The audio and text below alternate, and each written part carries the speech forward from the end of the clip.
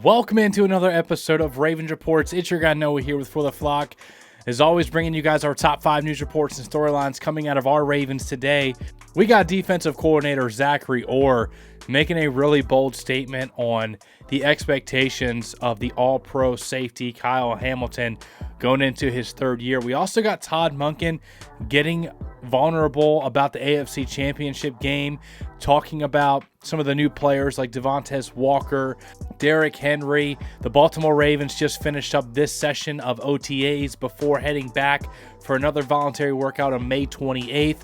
We got all that and much more Baltimore Ravens news. So let's dive into the content. At number 1, we got our top takeaways from offensive coordinator Todd Monken. This is going to be fun because we got the second year of this offense, right? There's always growing pains in the first year installing a new system. There's some hesitancy, some second guessing, right? All these players are learning the terminology, trying to remember the playbook and all that stuff. Todd Monken's still learning the personnel, what his quarterback likes to do, the identity of the offense. Now, year 2 is going to be a big jump, especially adding Derrick Henry. The first thing I took away from his press conference today, his interview, whenever he addressed the media, was that Devontae Walker, the 4th-round rookie speedster, 4.3 speed, 6'2", long arms, long frame, vertical threat. We know that about his game. We know the guy can run fast. We saw the 40 time. But Todd Monken says he was surprised on how much of a quick learner he is. The cerebral mental part of the game is huge, especially for rookies at that position. But he was surprised at his route running nuance as well. And then here's what he had to say on Rashad Bateman, who was signed to a 2-year contract extension, who we've seen separation, we've seen some big-time plays and splashes, but we need that more consistent, right? Here's what he had to say on Bateman, and then we'll get into what he had to say on Derrick Henry. Oh, for sure. Last year was interesting in the fact that, we had Odell. And at the beginning, Bate had missed off season. Then he missed some of fall camp. So is he going to be healthy? So put Odell at X, And then beginning of the year, Bateman gets kind of banged up a little bit, so does Odell. So here you are, beginning of the year, but you're already in the season. So now we certainly could have done a better job of moving them around for sure. And but as the year went on, Rashad really came on. And I've seen tremendous growth. But again, growth is just because he didn't have an offseason last year in my mind. I didn't see that.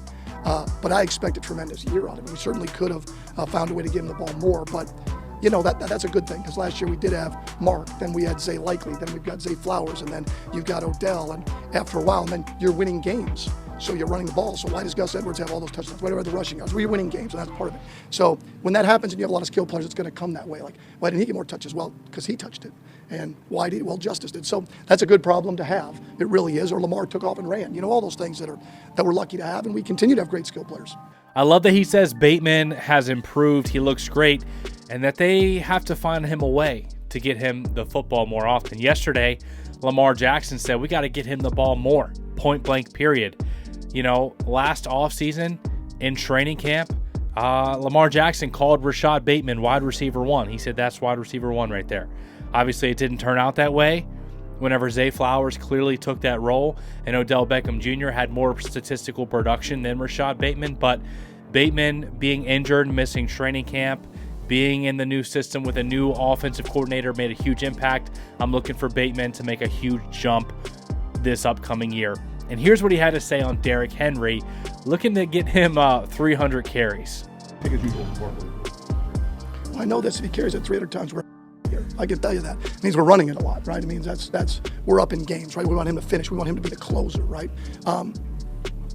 First and foremost, like every player, we want him to make it through the season. It's a long season, 17 games, You got a bye week in there, and then you go from there. So we'll see how that goes. He's been so durable. But I thought we did a good job last year of rotating the backs. Gus was powerful, but we split the reps. Now we had Keaton who came on, and we had Justice and those guys, but I still anticipate the same. And the other thing that I got to give myself a little humble pat on the back, right? I just talked about this the other day. I said, don't be surprised if you see Derrick Henry catch some more passes here in Baltimore than you saw him catch in Tennessee. And I even predicted that Derrick Henry could have his highest receiving yard production this year because of how Todd Monken likes to run his offense. He likes to get his skill guys out on the perimeter and in space, and Derrick Henry is certainly a skill guy. And here's what he had to say about getting him the ball, especially in the passing game.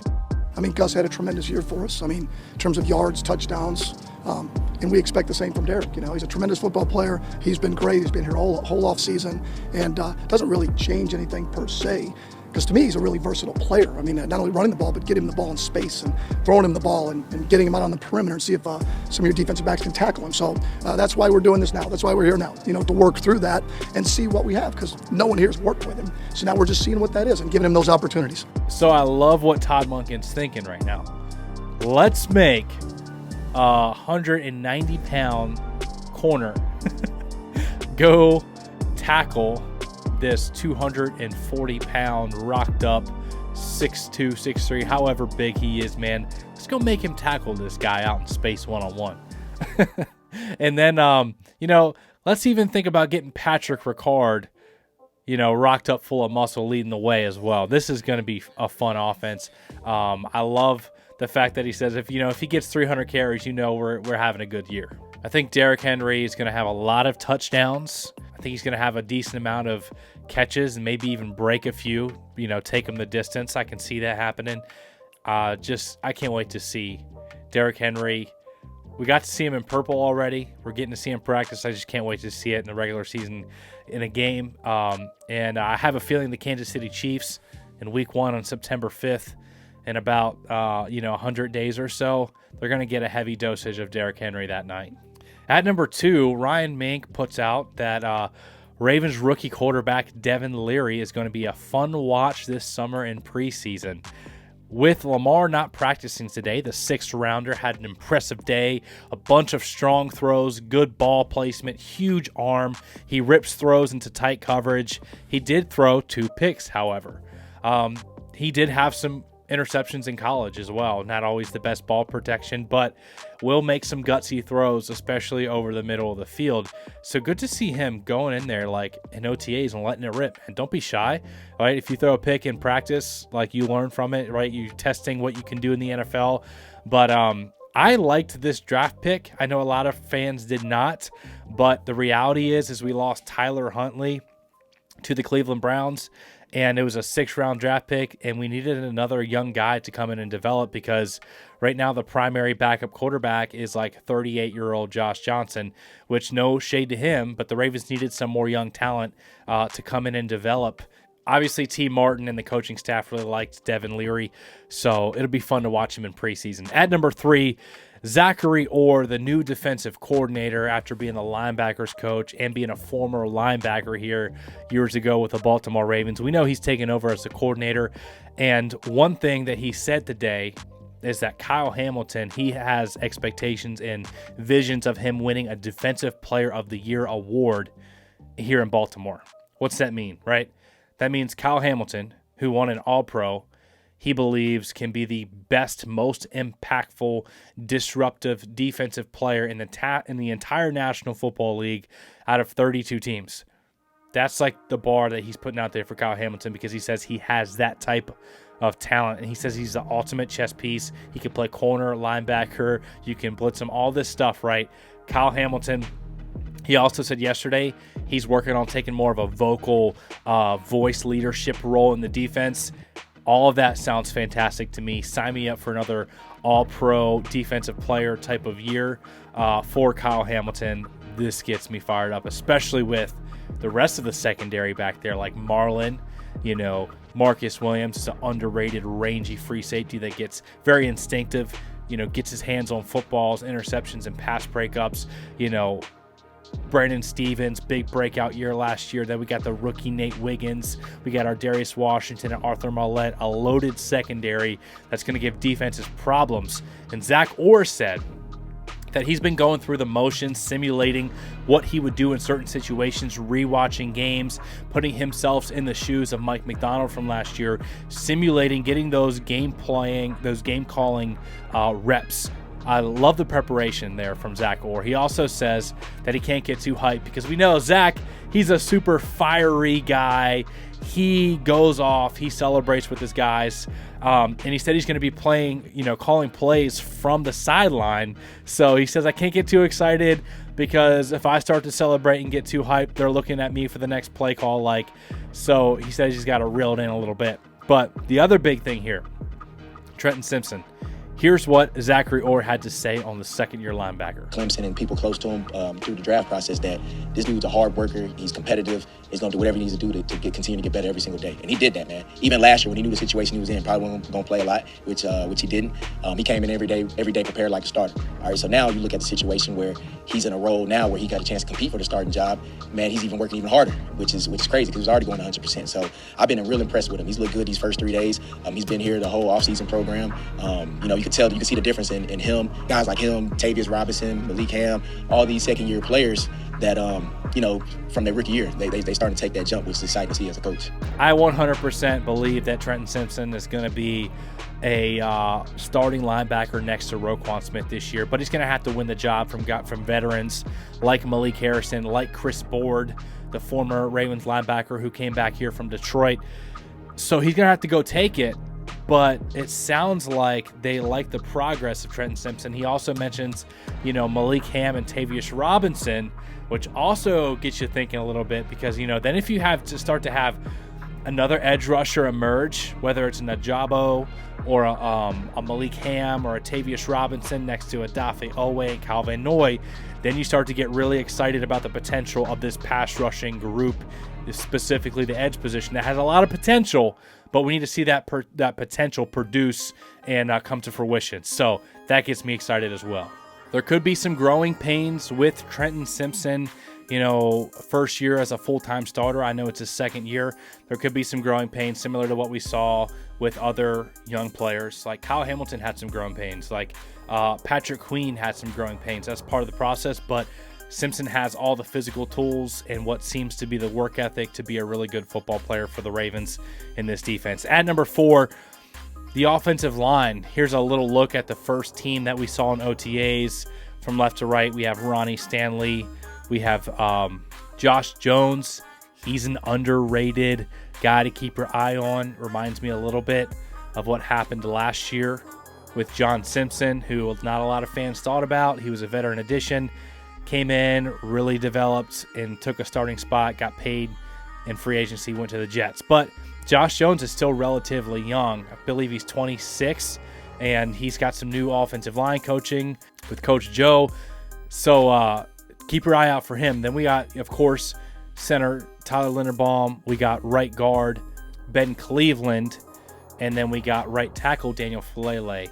That tells me that we know those rookies, right tackle Roger Rosengarten is going to have to come in and take that job. He's going to have to beat out Daniel Falele. Some people are talking about Patrick McCarry at one of those tackle positions, but I really think the Ravens, since he's been here in Baltimore, they've wanted him as the 6th guy to immediately step in at any position, but specifically lately as a swing tackle. I think they really value that out of McCarry. But I think Roger Rosengarten's going to have to beat out Daniel Falele, and Daniel Falele is not going to want to give up that job. What's he going into year 3? And he got some reps last year. He was rotating a lot with right tackle Morgan Moses. So depending on how he developed over this offseason and how he looks when the pads come on, he could be the starting right tackle. That's going to be a fun watch. Monken also kind of said something that surprised me a little bit because there's been a lot of talk about the Ravens transitioning from a power gap scheme, with the Greg Roman era offense with, what we ran before with Gus and, Lamar and all that stuff, right? To more of a zone-heavy run scheme where you're getting your tackles out in more space. You're trying to move, right? You're trying to get to a spot. That'll be really intriguing because he said that with having Ben Cleveland and Daniel Falele, they might run some more gap in power. And I don't know if that's a smoke screen, saying, yeah, we might run some more gap in power because we got Falele and Ben Cleveland, but or if that's actually true, if that's his intention. I can't wait to see how that shakes out. Because, of course, we got Voorhees, Sala, the rookie from last year. We got Rosengarten, all these guys that are trying to take the spots away, the positions away from those guys we just mentioned. And at number 5, here's an update on the OTA attendance. Rashad Bateman, Zay Flowers, Justin Matabike, Owe, Ajabo, Brendan Stevens, Arthur Maulette, with Lamar Jackson. All were not in attendance for today's last OTA workout. And the next workout is week 2 of voluntary OTAs, May 28th, 30th to the 31st. And then we got week 3, June 3rd through the 4th and 6th through the 7th. And then the mandatory mini camp is June 11th through 13th. We're going to have a little bit of a break before training camp. Can't wait to see how these starting positions shake out, man. As always, if you enjoyed today's content, make sure to leave the video a like. It really helps out the channel, and I would truly appreciate it. Let me know in the comment section below, who's your projected 5 starting offensive linemen? Of course, we know Stanley and Linderbaum, they're going to start. Who's the other guys, right? I'd also love to see your thoughts on if the Ravens should add any more veterans heading in, before training camp. We're going to have some post-June 1st cuts. And there's going to be a lot of Ravens news and coverage, man, coming up for you guys. You're not going to want to miss it. So make sure you got that subscribe and notification bell on so we can keep you up to date on everything Ravens. I love you guys, and I appreciate you guys. And we'll see you in the next video.